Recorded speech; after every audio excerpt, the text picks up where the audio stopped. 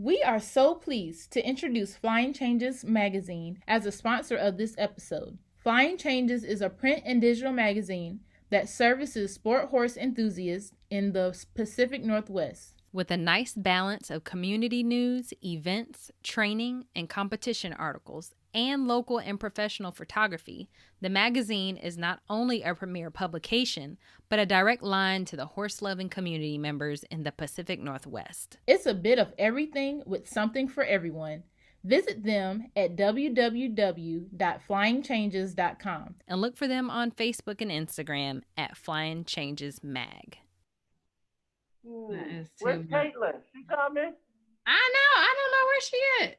I literally just got off the phone with her. Look at that. Someone being fast. Oh Lord, what? He said, we literally just said, "Where's Caitlin?" I said, "I just got off the phone," and there you go. I got stuck in my shirt. It wouldn't come on. I was like, my hair was someone being fast. I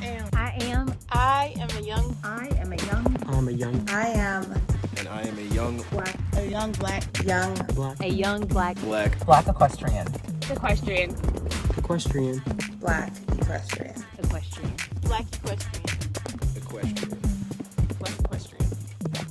I'm a young black equestrian. I am a young black equestrian.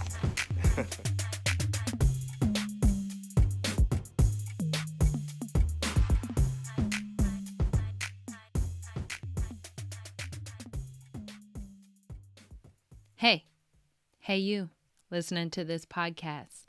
This podcast episode is going up on October 30th, and that is enough time for you to get out and vote. If you have not done so already, be sure to cast your ballot. It is a right that you deserve and that you absolutely need to exercise. It's your civic duty. So head to the polls, vote early, and let us know when you did. Find our voting post on Instagram and comment below. Hey everybody, and welcome to another episode of Young Black Equestrians with your hosts, Abriana Johnson and Caitlin Gooch. Today we have the Michael Lynch on the line with us. If you have seen any of our recent discussions, you know who the Michael Lynch is. But he's going to tell you more about his story today, and we are here for it all. So welcome to the show, Michael. Thank you. Thank you for having me. All right. So we are go ahead. What? I was just going to say that we start off our episodes sharing what we are thankful for today. So if you want to share what you are thankful for. Today, I'm thankful for friends who actually care about the way things are in the world and other people. We are living in some very trying times right now. Mm-hmm. And when I have friends that actually care about the state of this world and other people, it really makes my heart full. Mm-hmm. That is the truth. Awesome. Yeah. What are you thankful for, Caitlin?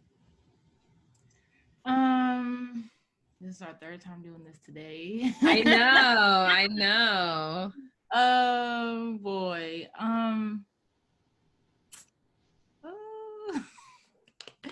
What am I thankful for? I'm looking out the window. I'm looking for inspiration. I feel like I've labeled everything. I'm thankful for my children. I have 3 beautiful girls, and they're healthy and smiling. So there we go. Yes, that is a good thing to be thankful for. I am thankful for, I'm thankful for not having any regrets at this moment. Because literally the last hour of my life has been booking clients and booking speaking engagements. And like I wouldn't have been able to or been open to doing either of these things if I hadn't taken the leap and quit my job like 2 weeks ago. So I am thankful for like things happening literally since the last episode we recorded at 12 o'clock today. So I'm thankful for that, because there's no way I could even fathom like all the things that are working in the universe to work down, to trickle down to little old me and, you know, help me live out my dream that I want to do. So that is what I'm thankful for today. All right. Do it. Yes. Yes, he will. So let's go ahead and get started. Tell us where you are located, where you're from, what you do, all those sorts of things. Okay, I'm currently located in Sonoma, California, which is in Northern California, wine country area. Originally, I'm from a little small town in rural West Blockton, Alabama. I grew up riding Tennessee walking horses and padded racking horses. What I'm doing now, I've slowed down a little bit with the horse thing. I have a band of saddlebred mares. I do not own any walking horses at this point in my life, but I do own 3 American saddlebred mares. I have one 5-gaited mare that's 26 years old. I have a gray mare that's a 5-gaited mare that's 15, and I also have a 12-year-old chestnut mare that's a 3-gaited horse that I'm getting ready to bring back out. In my regular day-to-day job, I do teach remedial reading at Sonoma Valley High School. I am a teacher by education and by trade. The horse thing has been my hobby for, since I was a kid. I got started in this a long time ago. I was never really great in sports. I was always quiet, booky animal type. And I used to walk 4.5 miles to a guy who had walking horses when I was a kid, and I would clean stables for him. And then after we got through cleaning stables, he would give me a riding lesson. So that's how I got started in the walking horse industry. And from there, I went to a few shows with him, you know, just to kind of help out. I wasn't officially his groom or anything like that. It was more along the lines of, you know, hand me this bucket or wrap this horse's legs and, you know, okay, come up and watch. And we would sit on the rail and watch horses. And from there, it just went into a different direction. I went to school. I didn't own my first horse myself until I got to college. Because then I was able to do a few more things. And there was a woman I had met before by the name of Jenny Jackson, who, shout out to Jenny Jackson, today's her birthday. And she basically turned me in. Yes, happy birthday, Jenny. She basically taught me how to think like a horse, how to think, how to get inside a horse's head. She turned me from rider to what I call horseman. And I've known her for about 22 years now. She's just an amazing person. And I really credit a lot of my horse career to Jenny. That's cool. And I currently am licensed to judge. I haven't counted in a while. I'm licensed to judge equitation, Tennessee walking horses, Rocky Mountain spotted horses, the fox trotters, spotted saddle horses, Peruvian Pasos, Paso Finos, and Peruvian Pasos, Paso Finos. And I do some of the other gaited breeds at open shows. I may not be officially carded for them yet, but I'm carded for 6 gaited breeds at this point. Wow, that is amazing. So, and don't forget, like, the dogs. Well, I mean, this is horse, yes. Dogs were, it's funny because I have handled dogs professionally. I also breed dogs, I also judge dogs. This was my thing to do outside of horses. When the hobby to your hobby. Yes, exactly. But the dogs actually were a bit more lucrative than the horses, you know, because when you have a litter of puppies and you've got 7 of them, you know, after you paid your expenses, you're like, oh my God, I'm positive now. I've got some money in the bank. And we just always run and reinvest it. I always put my money back into my animals, because if I had a little bit left over, I wanted to make my runs better, or I wanted to have a better house, or I got better supplements. And I did that for about 20 years as well to supplement my horse hobby. And it's been good to me. And we have a woman in the sport. She's like a legend. Her name is Mrs. Ann Rogers Clark. And I often quote Mrs. Clark a lot on my Facebook page. And Mrs. Clark said, when an industry has been good to you, you owe it to them to give back in some sort of way. This is the industry that's allowed you to pay your bills. It's allowed you to eat. It's allowed you a good, comfortable life. And so you owe it to that sport to actually give back to it. And so when I decided to step in from exhibitor into a judge mode, that was basically what I was trying to do, was give back to the sport. That's been good to me. And also, you know, with taking on other people and mentoring people in horses and dogs as well, because we always don't have the first or the best opportunities being people of color. There are many people who don't take us seriously. And I think a lot of that comes from just because we don't have the finances to go out and buy a $600 pair of boots, a $10,000 horse to start off with. And so we have to make do with what we have. But as I always tell everybody, just do your best, keep doing, because the right people will see that you're dedicated.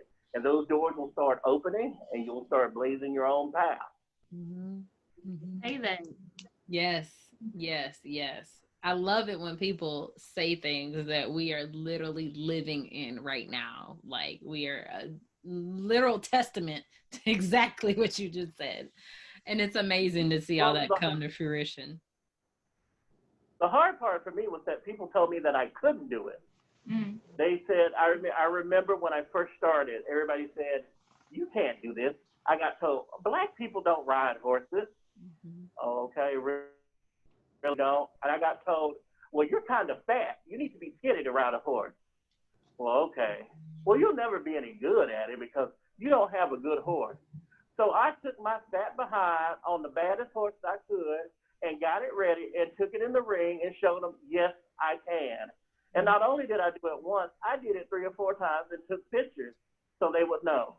So I guess my biggest thing is that when somebody tells you you can't do this or this industry isn't for you, pay them no mind, honey. Don't pay them any mind. Mm-hmm. If you want to be in this industry, just do it. Don't let anybody sway you from it. Mm-hmm. Yeah, that is the exact truth. So how would you say horses have kind of affected your life? I know that, like you just said, I mean, it's kind of built a confidence in you to prove these people wrong, but in what other ways have horses kind of affected your life? Well, when you start working horses, you start learning a lot about yourself. You start to learn, like when I guess my best opportunity that I had, I used to take rescue horses in when I lived in Alabama. These were the discarded horses that nobody wanted. These were the horses that weren't good enough. These were the horses that were mistreated and abused. And unfortunately, I know that feeling when you're not good enough, or you're not the best, or nobody wants to deal with you because you may have issues or problems. And when you're sitting there in the round pen, you're like, okay, what are we going to do now? You learn that you have inner strength. You learn that you have confidence that you never know. You learn that you have the patience of Job. Mm-hmm. And you learn that you can connect with these animals on a deeper level. And it makes you more empathetic when you're dealing with people, because a lot of the time I tell people, and I use horse terms a lot, like when I see a student that is rebelling, as I always say, he's just being a 2-year-old stud that needs to have a gelding. That's all he's doing. He's just being a 2-year-old stud. He's acting out. I said, only thing we need to do, we need to find a different way of how to connect with him. Mm-hmm. And usually I connect more with my students that have been discarded, that have been told that they're not good enough, that have been told that they're dumb, they can't do this. I don't understand why you're wasting your time in school because you're just a dummy. And those things, I can see it, I can connect with them. I'm like, no, we're going to go to this round pen. We're going to get this reading together so you can prove them wrong, because don't let anybody tell you you can't do anything, Because remember, people told me I couldn't do anything. I had a high school guidance counselor told me I should look into being an auto mechanic because college wasn't for me.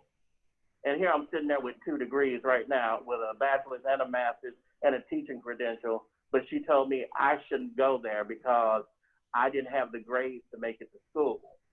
And I always tell people, if there is something that you want and you're hungry enough, just go ahead and do it. So I guess connecting all this with the animals, it makes me able to deal with people on a different level that's not so superficial. I can get past those layers because, yes, I know when a horse is acting up and when it's not doing it. And I can also tell when a horse is trying to tell you something. A horse is trying to tell you, hey, I'm not sure I can trust you yet. And that's all we do in the round pen back and forth. You can trust me. I have no harm for you. Right. And it's the same way when you're connecting with students. It's like, I have no harm for you. I only want the best for you. I'm going to give you all this learning so you can go out and do something with it. Same thing with the horse. That's amazing. That's amazing. And that's kind of like, you know, what Caitlin does with Saddle Up and Read, you know, just fostering that relationship and that connection, you know, between reading, between dealing with horses. Not saying that your students have to go out and deal with horses, but like that relationship is full circle, like that understanding, especially when it comes to reading, like life skills, like reading. It's interesting how those two tend to go together. So tell us about being a judge. How did you even get into that part of the horse industry?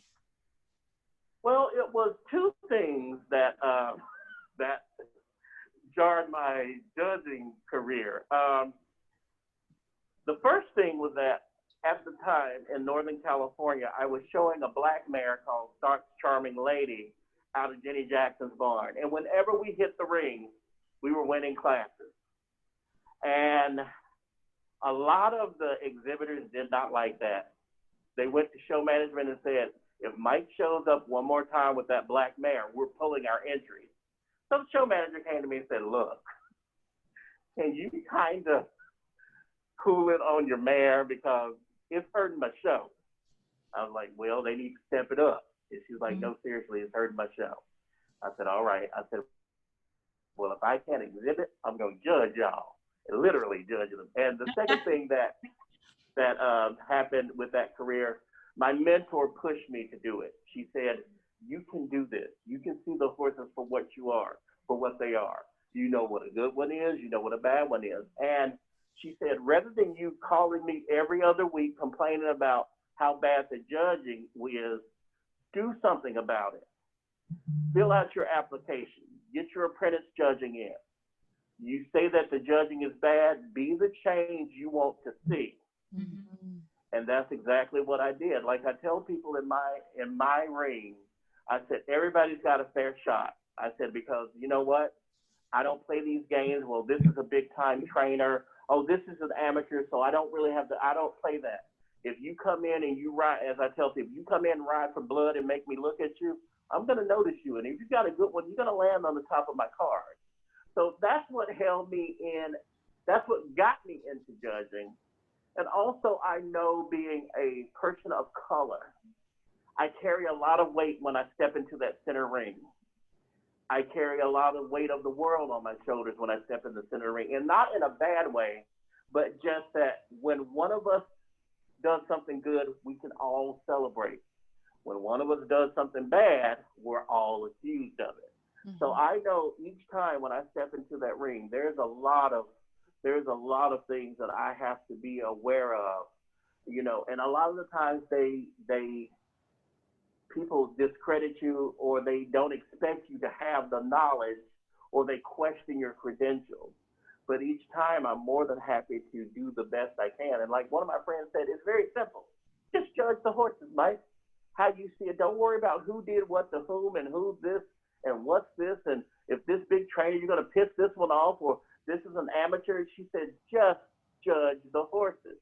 And that's what I've done for 22 years. And that's what is done. And it's been really good to me to just do that, because even people say, if I don't agree with your placings, I have to respect them, Mike, because because I know exactly what you're doing in every class. I said, well, yeah. I said, friendship goes out the door as soon as you step in this ring. As soon as you step in this ring, and I said, it's even tougher for my friends to show to me, because in the back of my mind, you guys know what I like. You guys know what I expect.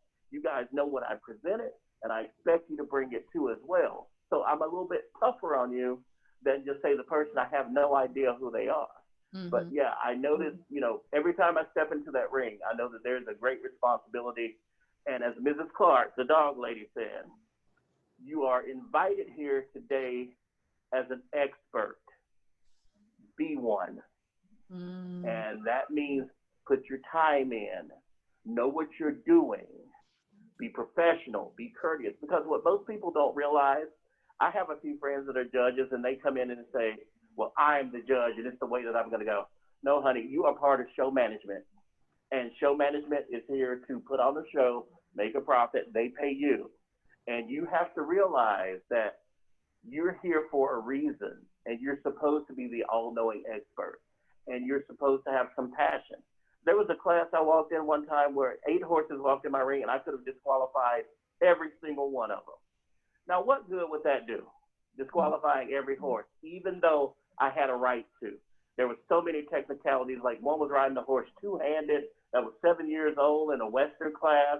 One had a wrong bit, and I was sitting there like, oh my goodness, this class needs a little prayer. And I pulled them in the lineup. I said, now listen, everybody in this class has something that I need to start this class off at 3rd place. I'm not doing that. I said, because it's a learning experience too. I said, so this is your disqualification. This is what we're going to do. Now, everybody's disqualified. We're all on the same level. I'm going to tie this class. Just make sure it doesn't happen when you walk back in again. Mm-hmm. And, the show manager was like, I appreciate you doing that, because some judges just would have tied the whole class. They would have got frustrated and they would have went home. And when you go home, that means I don't get entry money. And when you don't get entry money, that means my paycheck may be short at the end of the day. Mm-hmm. And you know how I am about my money. I ain't playing that. So, but yeah, I think that if you should, although you do carry a great responsibility, also bring great compassion to the ring and understanding. Because you've been there too for your first time. You've been there in the ring for the first time, like, am I doing this right? It's bad enough when you don't have the confidence in it's your first time. But to have a judge totally eviscerate you off the cards and be mean, that's not what a judge is supposed to do. No. And so when I step in the ring, I try to bring, as I tell them a lot of the times, I said, if you don't win up under me, I'm going to give you something to work on. And hopefully the next time you see me, providing I haven't pissed everybody off, you'll be a little bit better as a rider, because that's what it's all about to me. Right. No different than if I'm giving a lesson, no different if I'm standing in the ring judging or anything like those. Right. Do you give feedback? Like, I feel like many times when I've been to a show, it's like, don't talk to the judge. Like, don't go up to the judge. Do you give feedback in the lineup, or is it just on the card so if they want to ask, they can see? I do both. There are times that I step up to the ring, to the microphone, I take it from the announcer, and I will give reasons why I judge my class. Because when I was in high school, I was on the livestock judging team, and tying the class was easy, but you had to step up and give your reasons why you tied the class. Mm-hmm. And I think it's very beneficial to exhibitors to actually know, why are you tying this class this way? I remember one time I had a 3-year-old and under class where everybody in front of me spooked. The best horse in front of me spooked, and it's like, oh, what am I going to do now? Because I can't pretend like I didn't see it. But like I said, it was a 3-year-old and under class, probably some of their first times in the ring. So what I did at that point, I just basically said, hey guys, this is a 3-year-old and under class. There's a lot of noise. I'm going to tie it. So this is how I'm going to tie it because of this. But I give feedback in the ring. I give feedback after the show if you want. I'll give you feedback in the lineup. It just all depends on what you want. I'll give it to you because that's part of my job and responsibility as a judge. Mm-hmm. I think a lot of the times we leave people in the dark too much, and they're sitting there like, why did he do that? I don't understand. Mm-hmm. And I hate the things like, well, that one, I just like the other one better. No, give me reasons. Give me a valid reason why you tied this class. Now, the complete honesty about it, not a lot of people can do that. Not a lot of judges can say why they tied the class. Mm-hmm. But I'll try to give you your money's worth. I mean, I'm going to be there all day long. I'm on the clock. If you just tell me your number, and I try to take notes. I carry a notebook when I'm in the ring, and I'll have like a back number. I'll have like the horse's color, like roan and black hat. And so if the person comes to me after the show, she'll say, well, my number was 45. I was in the 2 gaited open walk trot class. And I can go back in my notes and I say, okay, well, you're on the wrong diagonal at that point. The trot was really nice. And I try not to fault judge either. I just try to give them things that are positive and one thing that they can work on, because when you get a lot of heavy constructive criticism, that does you in. So I try to be positive in all of my critiques and all of my feedback that I'm giving, because no one really wants to hear, hey, you suck, you're bad. Yeah. No, you don't want to hear that. Give somebody a reason to come back to you and show again and to keep trying. That's how I do my feedback. That's awesome. I'm sure your exhibitors absolutely appreciate that, because I've had it, on both ends of the spectrum. And it's like, okay, well, I kind of want to know what I need to work on, but they're looking at me sideways like I'm going to just take this L and go on about my business. But that doesn't make me a better rider, So I'm sure people who show under you absolutely appreciate the honesty and know that you're not gonna like berate them to get your point across. Exactly right. Yeah. All right. So what is your grand vision for the future? I mean, you've done a lot, but you said you got another mare that you're about to put back in the ring. Yeah, I haven't exhibited a horse in like over 5 years, and I bought this mare as a brood mare from another black trainer down in Southern California. And when I got the mare here, I'm like, this mare is pretty nice. I said, she's a little bit more than a brood mare. And come to find out, she was a 3-year-old. She was not a 3-year-old. She was a kid's horse, and she had a 9-year-old and a 7-year-old that used to ride her. And I'm sitting there and I rode her. She's a blast to ride. I mean, I'm a little bit too big for her, but she's a blast to ride. And so a few days, about a month ago, when I was out working in the arena, I just wanted to see, it's like, well, are you going to be a 5-gaited saddlebred? Can you rack? Kind of lifted my hands. I started asking. I shifted my seat. She took 2 or 3 gaited steps. And it's like, oh my goodness, you just racked a little bit. And I asked her again. And she racked again. And so we've been working on getting her to rack. And there's a show coming up in October that I want to put her in. So that gives me like a deadline and a goal to work for. So that's going to be fun. I mean, I haven't had a horse in the ring because I really don't think it's fair for me to compete against you every weekend and then judge you. So, I mean, that's not fair. So I haven't been in the ring for about 5 years. And since this year's horse show season has gone to bust, I mean, there's only 2 horse shows up here in Northern California this year, and I'm judging one of them. So it's like, okay. So October kind of gives me something to go for. And it feels good to be able to, sit here, work a horse, bring her up to that, and she was just always supposed to be a brood mare. And it's like, oh, well, this is a little bit more than a brood mare. And I like finding those diamond and brown plain wrappers when you get them. And I mean, it's like, everybody's going to be like, where did you get her from? I'm like, I bought her. She was on the market for like 7 months, but nobody bought her. So now I've got her and she's doing great. So that's my short-term vision. And of course, my long-term vision for the horse industry. I still want to see more minorities, more people of color, more women, like at reining shows, cutting shows. Yeah. Basically you see women in halter and Western pleasure, maybe some showmanship classes. I want to see more women compete in reining. I want to see more women compete in cutting. There are other things besides barrel racing and pole bending. And I really want them to be competitive, and I'm really supportive of that. I like to see women trainers do well in my ring. I'm not just saying that I just exclusively go for women trainers, but when you've got if all things were being equal, and you've got your mount and you've got everything on the top and everything's come out and you had a flawless ride, I'm going to tip the scale in your favor because you know what? You did great and you need to be rewarded for that. And I think a lot of the times we take things for granted that's easier for, let's say, a white male trainer. You know, they get wins all the time. Right. But then you get a minority trainer in there or you get a minority trainer in there, or you get someone who hasn't done this before, and they're giving just as good of a ride, and they're just as flawless, but they get overlooked. So that's my whole goal. I see people in the ring. I see those new people. I see those minorities.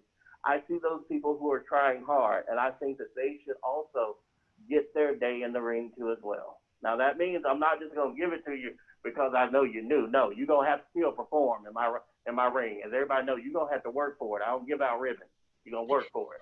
But I will see you, you know, when you're doing a great job.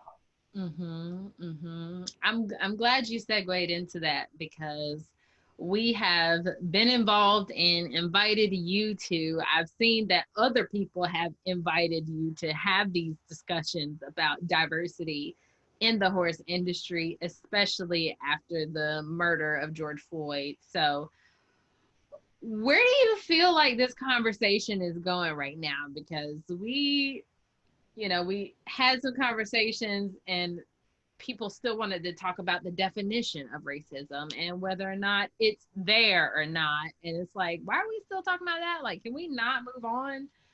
Where do you feel like we're sitting now? To be quite honest, I think I felt placated by a lot of the horse organizations. I think I felt like it was a sporting thing to do at the time. And now that the talks have waned, everybody's back to square one. I was on a diversity task force with the American Saddlebred Horse Association that I left, simply because, and I'll be very honest, it was all talk. It was all smoke and it was all mirrors. The Saddlebred Association was supposed to be putting out a strong statement about how Black Lives Matter. They asked us for our stories. They asked us tell us about how racism has happened in the show ring. I said, well, the first time I showed a spotted horse, I said, I lost the class, and as I'm leaving the class, the judge, where everybody could hear, told me that if me and the horse changed colors, I would have won the class. I said, and another friend was working her horse in the arena, and I said, a big-time trainer comes through and says, move, nigger, and no one said a word. Now, dealing in saddlebreds and the amount of people there, the amount of money there, I would expect them to have a stronger response. But some of our higher ups in the breed, the big money people, are posting racist things on Facebook all day long, and no one's saying anything to them, no one's sanctioning them. The Tennessee Walking Horse National Celebration issued a very strong statement during this. They said there will be no more flying of the Confederate flag at any of our horse shows. People lost their collective mind. But I was surprised. I was surprised to see that. Oh, I was too, because I know how it is in walking horses. I was totally surprised. But they took a strong statement. And, you know, I have people saying, well, I'm not going to go to the celebration. I'm like, girl, you ain't been to the celebration in 15 years. You ain't got no horse. And then other people, you know, there were people that were just saying like, oh, I would never support the celebration. I'm like, you don't support the celebration. I mean, okay, girl, your $12.50 Friday night ticket, I think we good. You can do that. But I haven't seen a trainer yet that said, okay, I'm not taking my string to celebration. Because let's face it, that's where the big money and the deep pockets go. And a world champion is a world champion is a world champion, regardless if there's a Confederate flag on the arena or in the ring or back at your stall. So the people who deal with everyday reality, they know it. But it just kind of, being in both of the breeds, it kind of made me think, well, if the walking horse people can make this strong of a statement, why aren't the saddlebred people doing it? Yeah. And what really got me was that when we were on the and I'm going to spill a little tea here, girl, on the diversity committee, I felt that they did some move to make the first Black person on the board a token person.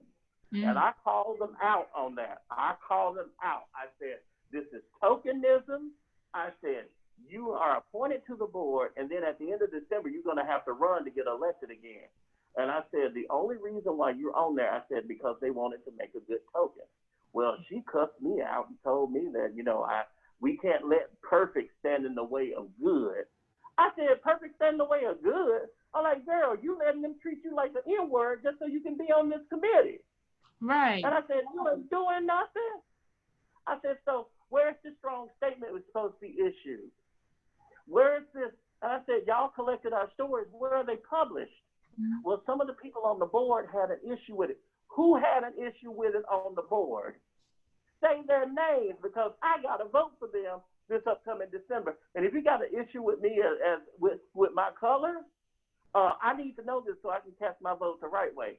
Right. So when it finally came to fruition that this was just a placating move and nobody wanted to do anything of substance, like I said, we've been talking about this for the past, since April. We've been talking about it. We all gonna do something. The walking horse people did something, and it pissed off everybody, but at least they did something. But I said, you know what? The saddlebred people have refused to say anything or do anything. And our World Championship horse show starts Saturday night in Louisville. And, everybody's always talking about, well, is it going to be staged? Is it going to be this? We have protests, blah, blah, blah, blah, blah. I was like, you know what? This is where you have to step out of your collective horse show world and realize there are bigger things than you getting on green shavings and getting a blue ribbon. I said, Breonna Taylor's murder. You know what's the bad part of next week in Louisville? They still ain't going to arrest Breonna Taylor's murderer in Louisville. And y'all are worried about a horse show. When they walked into this girl's house where they didn't even knock on the door and they shot her boyfriend and her dead. They shot her dead. And I said, y'all are worried about a blue ribbon and whether going to Louisville is safe. I said, if you had any modicum of compassion, that is one place you wouldn't even be at this point. Yeah. I said, I wouldn't boycott a place like that. I said, I would boycott it. But, they're so caught up into the horse show and we need to have a horse show and we need to have our World Championship horse show. And I'm still waiting. And I piss people off a lot and I'm okay with it because I'll be willing to piss people off for the right reason. I email the people that were on the diversity committee, as well as the president, as well as the CEO. I said, so where's our statement? Where it at? When you gonna say something, you ask us for all of our stories and you ask for our statement, but it's like, I haven't seen anything in the 5 emails a day you sent about it. So what's going on with it? And I don't even get a response these days. So I know we're being placated. I know she's there as a token, but it's time for us to realize that as people. Yeah. And, rather than her making a big wave about nothing's being done, she's like, I got to quietly sit by because I don't want to ruin any friendship. Those ain't Girl, friends. Those are not the friends you need. Exactly. And so, I know that people say something like they say all the time. They're like, you're the Malcolm X, but we're trying to take a Martin Luther King approach.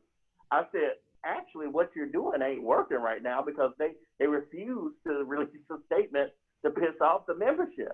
Now, they say good, they talk a good talk when they're on the conference call.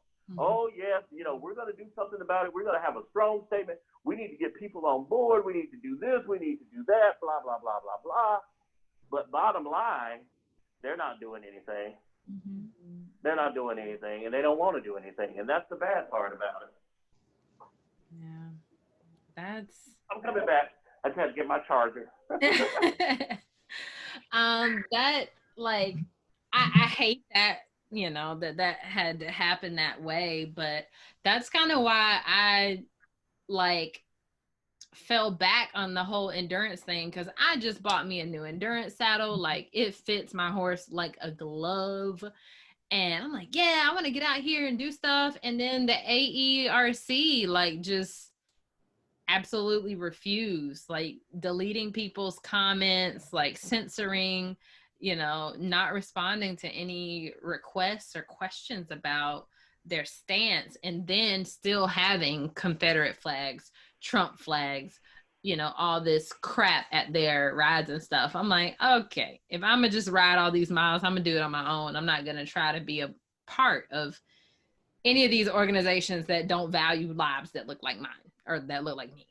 So Exactly. I just, it's these, you know, these institutions, like, you're supposed to be representative of your community, but you're also supposed to have morals. You're also supposed to have standards. Like, just like you judge a horse a particular way, you should know that, you know, people are worthy of their existence. It's not, you're not judging horses out here just for their color. You judge on how they perform. You judge them on their character. Like, that's what you're supposed to be there for. That's what standards are for, not based on skin color. So it's amazing how that simply does not translate when it comes to people. And I hold people accountable. I mean, like I told one guy, I said, you came to me and asked me for help to get elected on the board. You're on the board. I said, just like I got you on the board, I can get you off. And I said, you know, when I come to you with an issue that is near and dear to me, I said point blank, where do you stand on this issue? Because this is when we learned that a few of the board members had a problem with it. I said, so where do you stand on this issue? And he was very lackadaisical. And I was like, you know what? It's okay. Your silence speaks volumes. Oh, well, I'm busy. I'm this, that, that. I said, you know what? I don't care if you're busy. You are a board member. This is an important topic to me. You need to be available to discuss this as a board member. Now, when you ask for my help to vote, did I say, oh, I'm busy, or did I do that? And I said, no. And so when I start making people feel uncomfortable because I need to make them accountable for their actions, mm-hmm. That's when people start saying, oh, you're difficult, and oh, I don't want to work with you, and oh, you threw me up under the bus. I'm like, honey, if you can't realize that this is tokenism, and if you can't realize you're just up there just to kind of placate them, no, then somebody's got to do it. And you know what? I love to call BS on people's BS. I'll be that person all day long. Mm-hmm. Yeah. Right. Same. Same. That's why I just, it's funny, a lot of people are saying like, oh, this group didn't say anything or this group didn't say anything, and we kind of have to hold our tongue because we're helping on the back end. And it's like, I've learned a certain level of discernment. You know, there's a lot of people that said a lot of things real loud, but here we are, you know, 2-3 months later, and what has happened? Mm-hmm. All of these initiatives and groups and all these things have just come about, and they're like, we're we're gonna do this stuff. Where are they now? In the wind. Exactly. In the wind. Tokens in the wind, okay? Because exactly, these people, you know, especially chosen because of what they look like or who they know, but don't have any substance, you know, now just disappeared. Like, mm-hmm. It's just too got much. your little spotlight, and then when it was time to do something, you just disappear. Or like you said, they get mad at you for calling them out and holding them accountable. Mm-hmm. But it's like, if we don't do that, then what's the point? Mm-hmm. Yeah. Exactly. Yeah. I had someone tell me, why are we focusing on holding each other accountable when we need to be focusing on working together? And I was like, girl, we already working. Like exactly. you said that you were going to do something. I'm not bringing you in on the stuff that we've been working on. Right. You bring to me what you doing, and I'll bring to you what I'm doing, and we'll see how our actions can help each other. You're not just gonna ride this train. Right. Amen. It is. You get it. You get it. It is. And like I said, my organization can't even put out a statement. And I'm like, did we talk about this? Did we have numerous telephone calls about this? Didn't we create a task force for this? Right. And like I said, and when I told them point blank, I said, guys, we're being placated. I said, our president only has like maybe 4 or 5 more months left, and he don't want to deal with this. I said, they just basically threw us a banana, and and we gobbled it up. Like, okay, she's the first. I said, think about this. In the history of the American Saddlebred Horse Association breed since 1908, we have never had a person of color on the board. Now today, after we've created this task force and we have had issues and Black Lives Matter is an issue, why do we get one today? I said, and they said, well, it's not a race issue. I said, honey, if it wasn't a race issue, you would not be the first token Black person on the board. Right. And I said, and trust, you ain't getting elected. You ain't getting elected come December. I said, because A, the numbers ain't there for you, and B, it's a popularity contest. Mm-hmm. I said, the machine's already working in the background. I said, if you can't see it on the Facebook post, then I don't know what to tell you. So, like I said, it's a good talk, but nothing's getting done.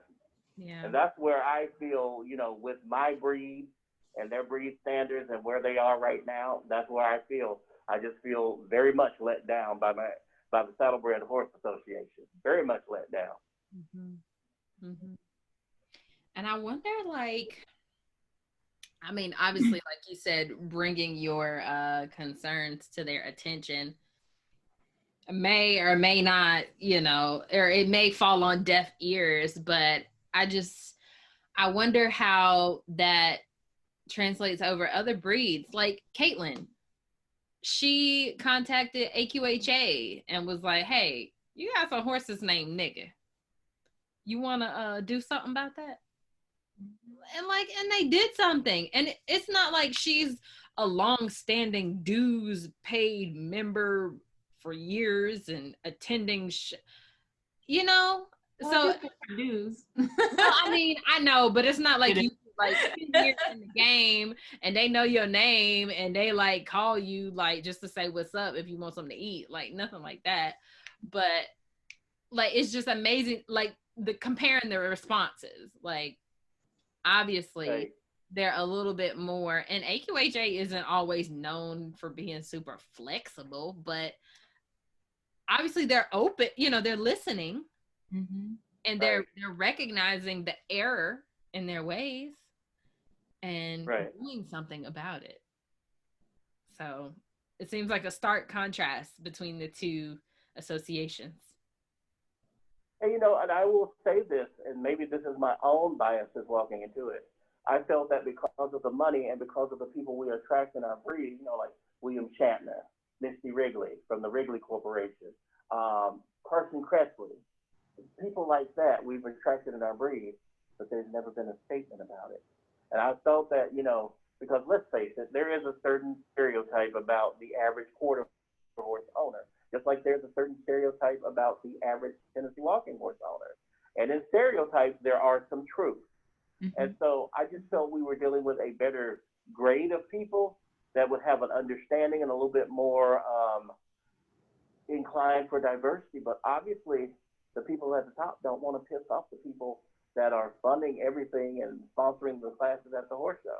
And there are some great people. Like when I was back east, we went to a horse show in Tennessee, and this woman, the show manager, her name was Jackie Hale. And I went to her and I said, Jackie, I have a problem with all of those Confederate flags on the side of the arena. I have a big problem with it. And the girl from South Africa, she came and backed me up at the time. She was like, yeah, that's a problem. And Jackie said, okay. The next thing I know, I go back into the arena 45 minutes later. They're gone. And I said, Jackie, what happened? She said, you have a problem with it? It was no longer there. That's the way we deal with things here at the show. End of the discussion. Now, you've got this person that's able to do something and say something, and in that, but our association just sits on the board, just sits there and goes wishy-washy, because some board members may have some problems with it. Oh, no, ma'am. Oh, just wait till election time. Y'all just follow my Facebook post on election time. When it's time to elect some people to the board, oh, Oh, it's going to Mike. be rude and wrong. Mike, let me tell you something. I don't need you in jail having to make another Facebook page again, okay? I was like, okay, there's Mike Lynch, there's Michael Lynch. All right, let me follow it. Okay, he said, okay, this page shutting down. All right, okay, there's Jelly Bean. Okay. Don't get in jail again. You know they are coming for you. That's true, but just wait till it's time for it. Because it's coming up. And like I said, I've got a memory like an elephant. I'll be like, hold up. My vote. Didn't you have a problem with Black Lives Matter? And wait, you're the former president, and wait, and you this, and you didn't do nothing when you was on, I'm going to just put it all out there. Because I may put up a, okay, it's time to vote for board of directors for the American Saddlebred Horse Association. Let me tell y'all who I'm not voting for. And you can follow suit and do what you want to, but here's who I'm not voting for, and here's the reason why. Now, if I get thrown in jail over that, oh well. I'll take that one. You know, we're going to follow you wherever you go. We're just I know.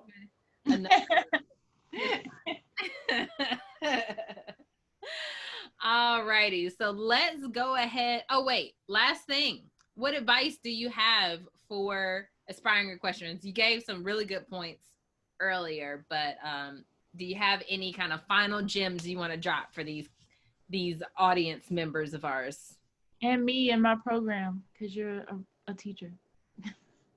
Oh, okay. Well, as far as your saddle up and read, keep reading. Always read. Never stop reading. Find things that you want that interest you and read. Read more. Read some more. And then once you're tired of reading, read a little bit more. That's what I'm always about. I'm an advocate for reading because reading gives you knowledge and knowledge gives you power. And when you have power and no one can zip you up on things that you have read and researched. So I said, think about reading as giving you power, giving you brain power. So that's why I always push about reading and being a remedial reading teacher. You know, like I said, I don't care if you're reading the back of a soup can, read something every day. And as far as the horse industry goes, the gems for aspiring, I don't care if you're riding a $200 off the track lame thoroughbred in tennis shoes and a saddle with a broken horn and don't know what you're doing. My advice to you is don't ever stop. Keep on riding that lame thoroughbred. Keep on riding in your tennis shoes until you can do better, because it's not about having a $10,000 horse. It's not about having a $3,000 saddle. It's not about having $500 boots. It's about dedication. Show up, give your best, give it all you got, and then keep on doing it, because the right person's going to see you one day and go, if he's got that amount of dedication for that lame thing with a broken saddle and tennis shoes, imagine what he can do if I actually put him on this good one. Mm-hmm. So the real people that will understand, and yes, you're going to get told, oh my God, that's so stupid. You so dumb. Why you're doing this? You can't ride. Oh, that's for white people. You can't do this. You can't do that. Don't pay them any mind. Just keep on doing your thing and doing you, because one day you're going to be sitting in the position where I am. They told me I couldn't do it. They told me I was too fat. I was too black. I was too dumb. I was too this and I was too that. But I didn't listen to a word, because that was my passion. That was what I wanted to do. And don't ever let anybody steal your passion away from you. Ever. Period. That was perfect. I love every bit of what you just said. Yes. All right, let's get into the Derby round. Woo, Derby round. All right. I'm glad you're excited. Everybody else is like, oh my God. I know. Maybe that's because they didn't know what a Derby was. I don't know. Anyway, so you answered these questions with the first thing that comes to your mind. Are you ready? Ready. All right. English or Western? Western. Solids or spots? Spot. Bays or grays? Gray. Brown tack or black tack? Black tack. Sponge or curry brush? Sponge. I'm old school. Shod or barefoot? Barefoot. Bumper pull And maybe or gooseneck? Gooseneck, honey, and no more bumper pull for me. Rope halter or nylon halter? Leather. Okay. Add that to the list. Leather.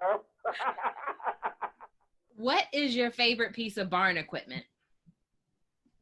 My lunge whip. Because it doubles as a lunge whip, it doubles as a get out of here and quit trying to steal this flake of hay and get out of the barn. Yes, lunge whip. What is your favorite piece of tack? Probably my. You got it right there. Yes, I had to take her and give her some oil and some conditioning. I've had this since I was like 17.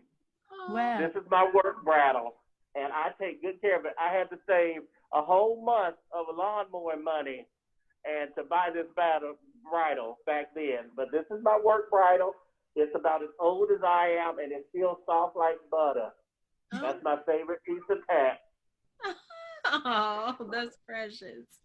When was the last time you fell off? Ooh, about 2 months ago, and it was bad too, because I was trying to be bareback and thinking like, ooh, I'm balanced, and somebody's like, you fat and old now, and I fell off into the blackberry bush. I sure did. Hey. I just. I'm laughing because I remember like the afterwards when we got back on Facebook, and I was like, oh my God. He was mad. Go into the blackberry bush. We're glad you're all right. Yes, yes, we are. Yes, we are. This was on the one you're preparing to show, right? Yeah, the big Palomino horse, and it was like she's big and tall, so I had to stand on something to get on her, and I should have went back to the barn, got the mountain block, but I tried to load up on the side of the trailer. I finally got on top of her after scrambling. And then, like, when I just got there and I turned and she hit the side of the trailer, and then I just started going off like this. I'm like, oh, man, oh, man, oh. And, nothing to grab but mane, and it was gone. And then they said, oh, well, I'm landing in the blackberry patch. Oh, okay. We're doing this today. All right. Yeah. Oh, my goodness. All right, last question. If money was no object, what is the single horse-related thing you would buy? Oh, if money was no object, a breeding stud feed to Undulata's Nutcracker that's currently out of my price range right now that I want to breed to. Ooh. And he has produced beautiful babies, but, girl, I can't touch that stud feed right now. How much is it? So that's what I would do. I was scared to ask. $15,000. Yeah, what's the horse name? 15,000. Right. How many other horses for $15,000? Huh? How many other horses But get for $15,000? But he's worth it. Yeah. He's worth it. Yeah, every baby of his on the ground has either sold. Yeah, his name is Undulata's Nutcracker. He is the top producing siren saddlebred. He's probably out of like 200 some odd get, maybe 175 have won ribbons in Kentucky State Fair. He's produced a large amount of world champions, and when his babies hit the ground, you go, oh my God, so yes, it's worth every pit, but I can't afford that on a teaching salary. So I have to breed to his son and, repeat breeding. Yeah. But yeah, he has if the money was no object, I had all my mares bred to him by now. Oh my goodness. Well, thank you so much for coming on the show today. We appreciate you. And tell our audience where they can find you if they have any questions. You can also find me on Facebook up under Mike Lynch, Sonoma, California. You can find me on Instagram at AKCJudge5816. And you can also find me on TikTok up under AKC5816 or AKC6816 on TikTok. So that's where I am on Instagram, TikTok, and Facebook. I'm going to have to follow you on TikTok. I don't eat bologna sandwiches, but I appreciate late night snacks. Yes. Had to make that struggle meal. Yeah. Oh my goodness. All right. Well, we will talk to you a little bit later. Thank you so much. Been fun. Thank you, guys. Thank you. Bye. Thank you for tuning in to another episode of Young Black Equestrians. Head over to our Facebook or Instagram pages and let us know what you thought about that episode. Leave us a review on Apple Podcasts and have the opportunity to be featured in our next episode.